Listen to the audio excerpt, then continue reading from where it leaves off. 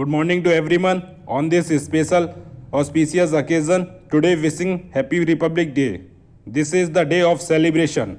26 January has a special significance in the history of India. To make the event memorable, the national event is celebrated every year with a lot of joy, happiness and pride in our hearts. As we know, on 26 January 1950, the Indian Constitution came into effect. So, from the day we, the people of India, constantly praise it as the Republic Day of our country. We all know that India got independence on 15 August 1947, but the nation did not have any constitution of its own.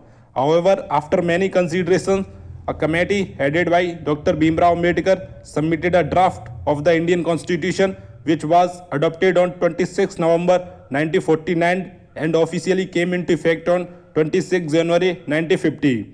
Republic Day is celebrated in every school, college and offices with great enthusiasm and energy.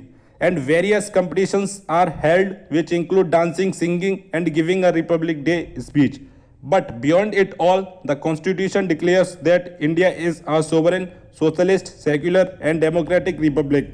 It assures its citizens justice, equality, liberty and fraternity.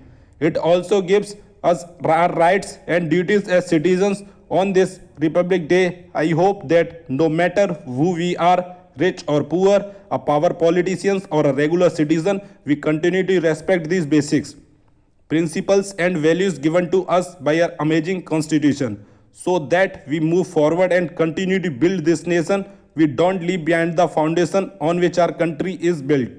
So one thing we all can do is to promise each other that we will become a better version of ourselves, so that we could contribute to solving all these problems and making our nation a better place. Thank you. Jai Hind.